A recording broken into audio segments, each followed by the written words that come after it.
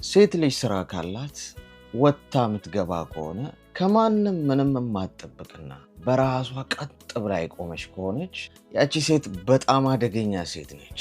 ማለት በራስ መተማመኗ በጣም ከፍተኛ ነው። ስለዚህ እንደዚህች አይነት ሴት ላይ ልትጫወትባትና ልትንቦጣረርባት እንዳትሞክር ወይም ድራማ ልትሰራ እንዳትሞክር።